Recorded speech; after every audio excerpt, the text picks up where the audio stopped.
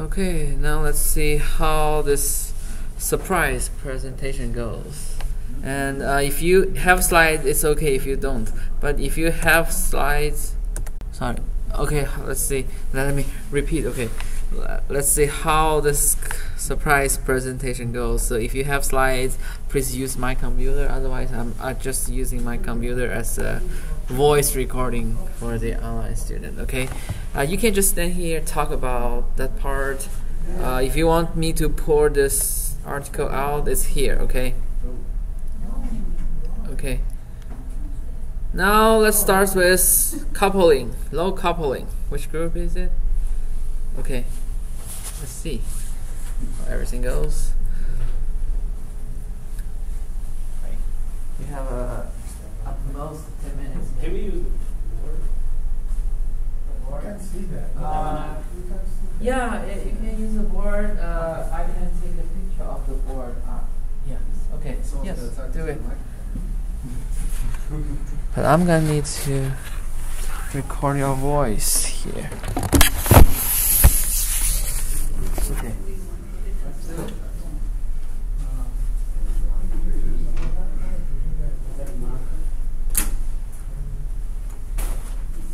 I don't think there's a marker.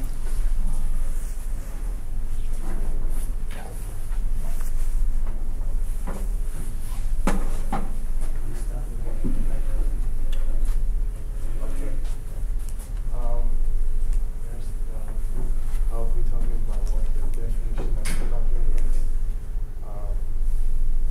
From the first time I heard coupling, I thought there would be, like, let's say there are two classes in there.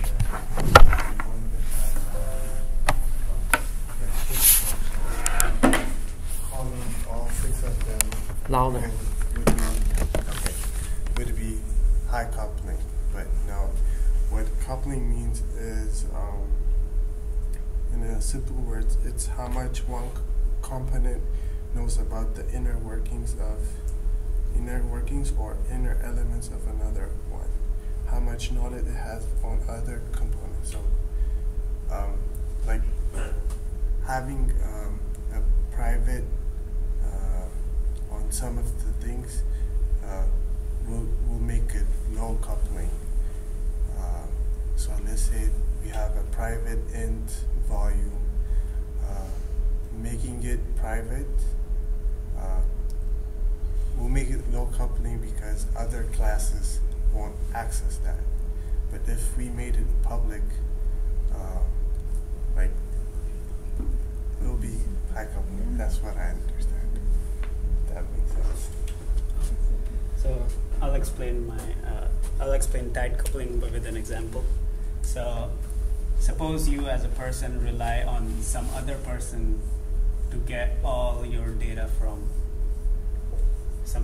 any imaginary data that you might get from this person, and there is no other person in the world that could give you this data. And if this person suddenly disappears, you basically have no one to receive that data from. So you are tightly coupled with this person. So this represents tight coupling. A coding example of this could be, say, oh my god, this thing doesn't work. Suppose you have a class, say box, and if you have a public integer, say volume, in the class, and you have a constructor for the class which takes 3 integers, length, breadth, and width.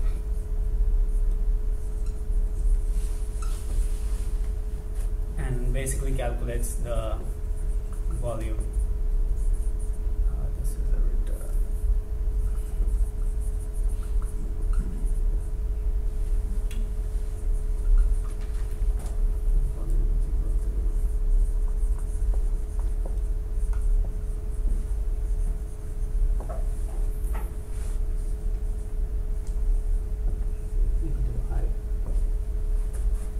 And then you have the main method, suppose, and if you call this function from the main, if you have create an instance of this class from the main method, say box b is equal to new box, you try and call this function, try to call the constructor of this function, basically you can pass 3 variables here, 3, 5, and 10. You'll get some value, and if you print out this, the volume of this function, you'll get a volume. But the problem here is, if you can directly change the volume of this box by inserting a statement here saying volume box.volume is equal to, say, 20, which basically breaks everything. So if a new programmer basically introduces a getter function and even changes the public to a private, this will basically break the entire program. So this relationship basically represents tight coupling. And let me put another example for you. So coupling, tight coupling. So why tight coupling is a bad idea? So tight coupling is a bad idea because if you basically change even a small portion of the program, it will basically break everything in your in your whatever you're building, say an API. Even if you change a public variable to a private variable, or a private variable to a public variable, it will basically break everything. Because they depend on each too other. much on each other. Yeah. So when you want to change one functionalities, it has big influence on the other function that sometimes you do not notice, that you do not remember you have those functionality. Rely on this variable. Right? Okay, so another example I want to give about why tightly coupled components are bad ideas. It's like think of the class, the real class. Okay, this classroom as a class. Okay, we have this OOD class. We have some other class, Apollos class, using this classroom. Okay, so both we are using this classroom and some other, and Apollos using some other classrooms. Okay, right now it's actually very hard for me to change the schedule of this class. Because if I change the schedule of the class maybe an hour earlier, that means Paula has to change that class. What's that class? What's it called? Requirements engineer. Requirements engineer. Maybe to another hour. And if that happens, maybe you need to track down to some other classroom. And if that classroom is taken by some other people, you have to do a whole bunch of changes, a series of changes. And that gives you a very big chance to create bugs, a lot of bugs.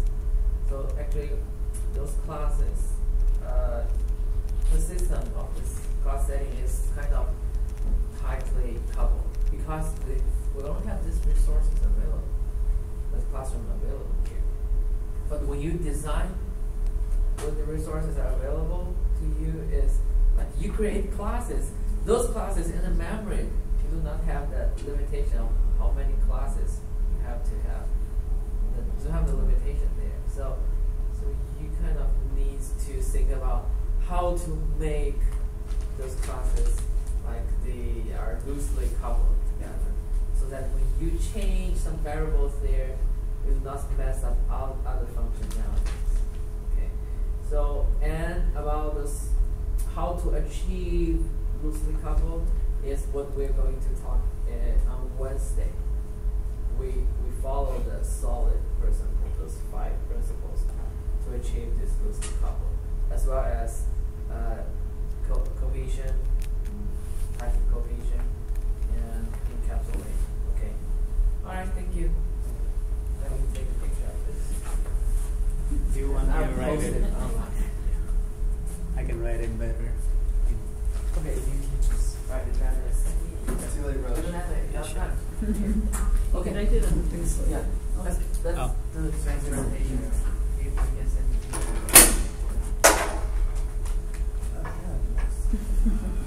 Okay, next group is Cohesion. cohesion. Yeah. Cohesion. All right. I'll give it the textbook definition. Okay, well, the meaning of cohesion is the cohesion of a component is measure of the closeness of the relationship between its components. along with cohesion, there are different levels of cohesions. I'll name 3 different levels. The first one is coincidental. This is the worst degree of cohesion. Coincidental is found in a component whose parts are unrelated to one another. The next one is logical cohesion. It is the next higher level of cohesion, where several logically related functions or data elements are placed in the same components. And the last one I'll talk about is temporal cohesion. This sometimes is a component which is used to initialize a system or a set of variables. Such a component performs several functions in sequence, but the functions are related by the timing involved. So its cohesion is temporal.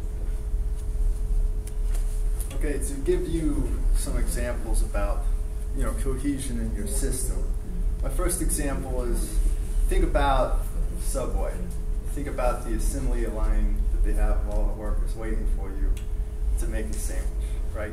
So the assignment here is to make that sandwich. And so, but every person is working together as a team down that line to make you your Subway sandwich, right? You got the kid that knows how to pick the best bread, slap some meat and cheese on it. Then the next thing you know, he's asking you, "You want that toasted?" All right, passes it on. You got a kid there at the condiments. He's just like, "What do you want? Banana peppers? You want olives? I got lettuce for days." Right? then he wants to know what you want to top it up with, right? So bam. Next thing you know, then you got the kid that wraps it and like rings you up, right? Perfect. Every single one of these kids behind the counter at the Subway, working as a team, providing high cohesion to where, however, the alternative would be, is just like, what if you only have one person behind the counter, right? Or what if you had 2 people behind the counter, but one of them was like picking his nose and like torching your sandwich with a flamethrower? Provides no cohesion whatsoever. What's he even doing back there? So like, so that's kind of the idea here. Is just that you want every single element within your, within your system working towards one goal to make you that sandwich. Thank you.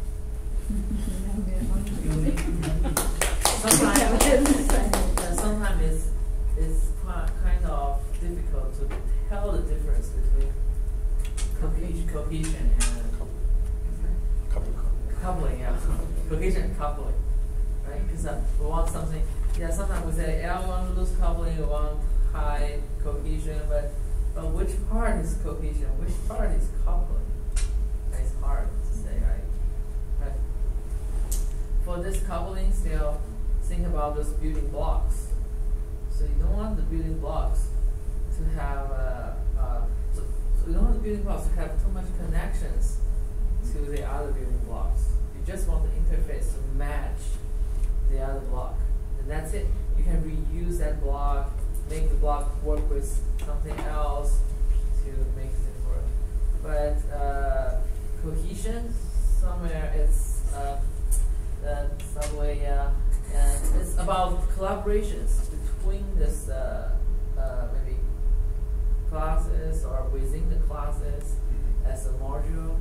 So sometimes you have multiple classes work as a module to finish some functionalities, right? So within that unit, you want something, or within that block, you want those things tightly cohesion, and they work together. They kind of know each other's way of working, right?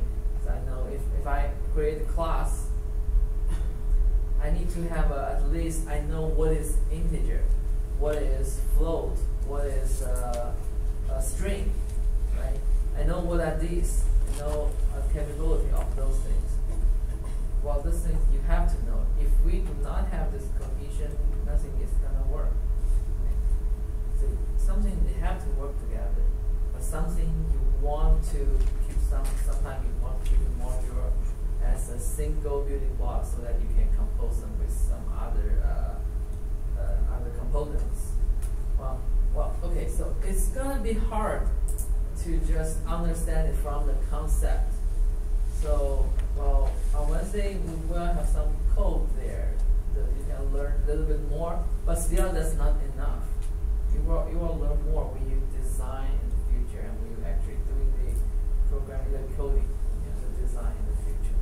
But what I want to do here is to give you this concept, so that you think about that before you design, before you code it, so that well, someday you will have a very good understanding of this concept, follow these principles, and you know why I'm doing this, why I am keeping this loosely coupled. Then at that stage, yeah, you become like a good designer. Okay. And according to this article, complete cohesion is not it doesn't add any value to anything. It doesn't give you anything because it's like it's existing in isolation. Yes. Okay. Let's do that. Encapsulation. Is it the same to isolation or something else? I will say the definition. Okay. All right. That's the technical definition. Come. Where are you? I need my take. Do we need here? Yeah, we'll go over there. We're shifting. Yeah.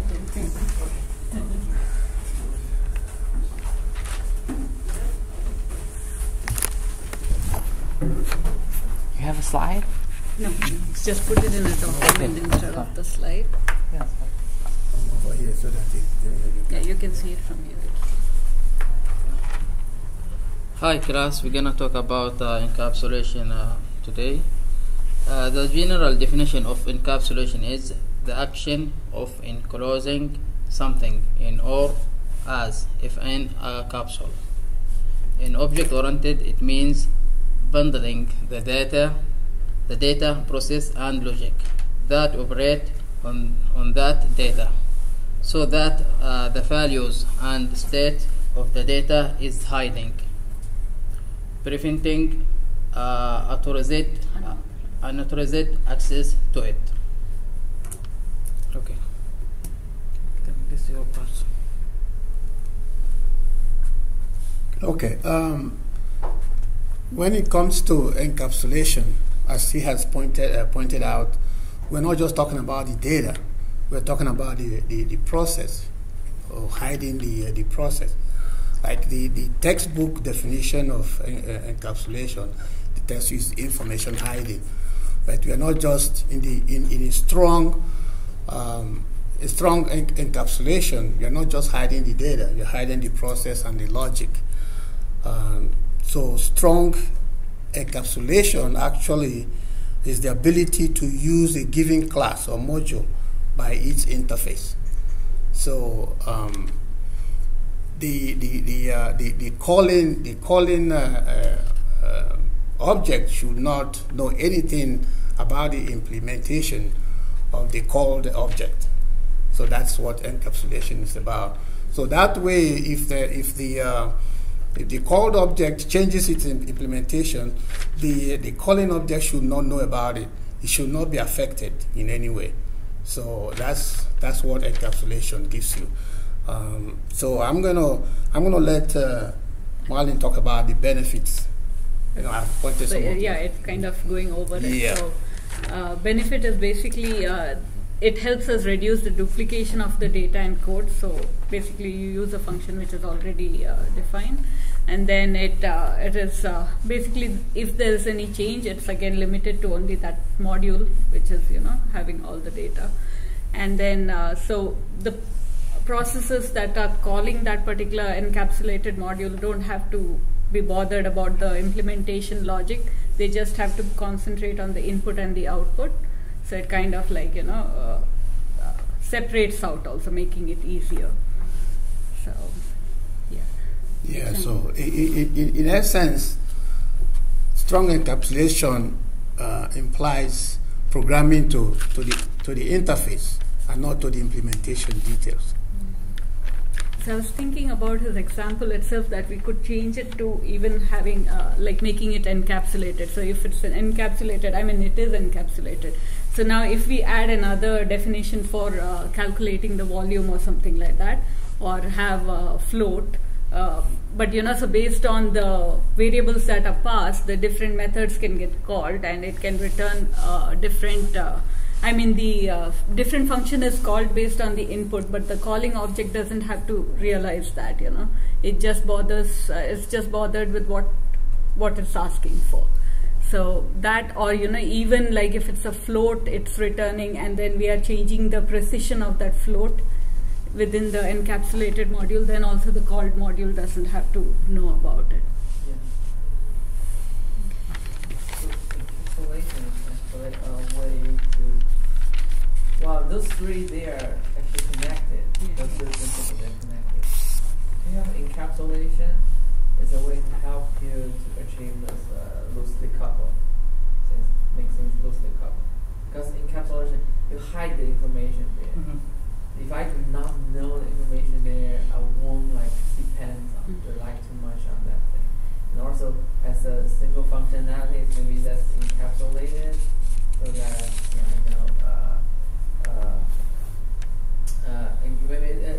once encapsulated, help reach the cohesion within that single functionality, single module. Okay. And the thing about cohesion is still kind of confusing. It's encapsulation and loosely coupled. Maybe it's easier than the cohesion. Because cohesion, sometimes you feel it's the other way of encapsulation. Yeah, they say, right, when the coupling is reduced, the cohesion increases, and it's like... The important thing there is that there is no totality of any of those. There's no totality of coupling and no totality of cohesion. You have high cohesion and low coupling. So both have to exist. Yes. Mm-hmm. They can exist at the same time. Yeah. You can have a high cohesion and loose coupled design. They exist at the same time. So high cohesion means we want to promote the collaboration between these things. Yeah. Collaboration. In order to collaborate, you have to have the sum detail. Yeah. But it's within that module. But outside of the module, we want this kind of maybe collaboration to be encapsulated, so that we can be loosely coupled of these modules. Okay. That's very good. Thank you. Good. All right. So.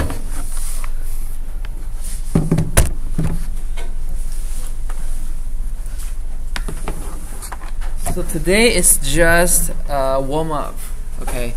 So it's like first half of this article, something like that. So it's a warm up. I think you're doing pretty well. So next time on Wednesday, you will be divided into groups. Let me show you my plan. Okay. So, well, SOLID, one single responsibility, open closed principle, and this Liskov substantial principle, interface segregation principle, dependency inversion principle. All these things will have you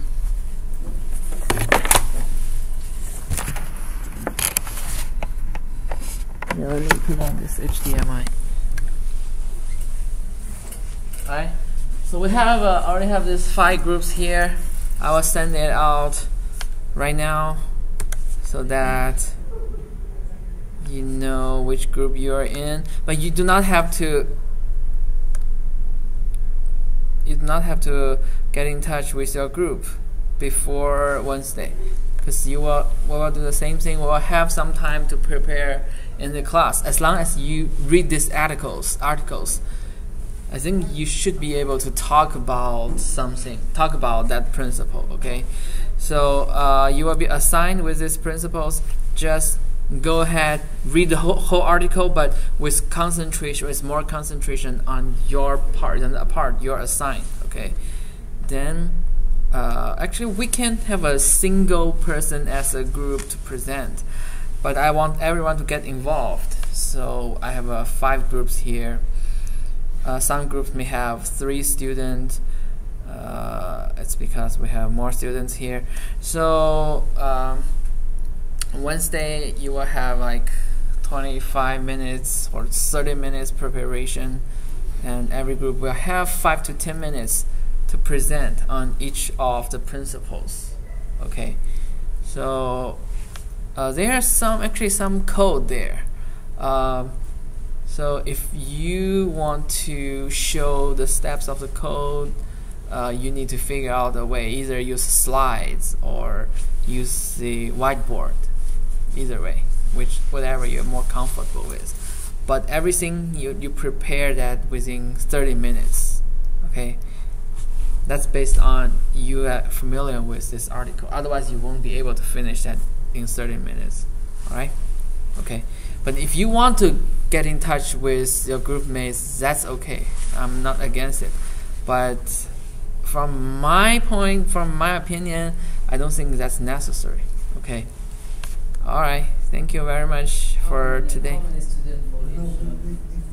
2 students, like 2 to 3 students. Okay. 2 to 3 students. So you are using the existing group? No. Are you using the existing group? No. It's not existing group. So here you can find your name. You should be able to find your name. Oh, okay. Okay. I'm sending this out now. Okay. So, well, publish. You can see it in D2L. Okay. Good.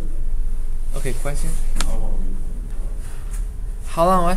How are we doing in the class? How? Are we doing in the class? Same like today? Yeah, same like today. No, I mean in terms of grades. Grades. Yeah. Yeah, you should be able to have your well, how are you doing, or how are the whole class?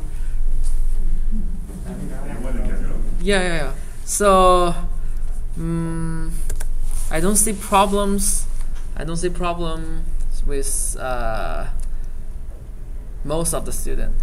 Yeah, actually, I don't think I will fail any student so far from the assignments and the project. But well, you will have a difference between A and B in this class, especially in graduate level classes. So, well, so far I have graded most of the things except for the last 2 submission of your final project deliverables. So, but that's not a large part. But you should be able to have a sense of your grade from your midterm, from your the assignments due before the midterm, and the part of the part of the final project deliverable I already graded. The CRC card I graded, right? You should. I have that graded. Okay. Oh. So yeah, because that's a group assignment. When I graded as a group. I don't know if all of you have the access to the score, but someone in the group should have the access to the score. Okay, let me figure it out, and let me see if I can make it available. The submissions show like we have not done the submission yet. If another person did the submission, the rest of us get like we've not completed it. Oh, but I set it as a group, so maybe you need to check it in the group submission area instead of individual submission. I don't know. Let me figure it out. Okay. All right. That's it for today. Thank you.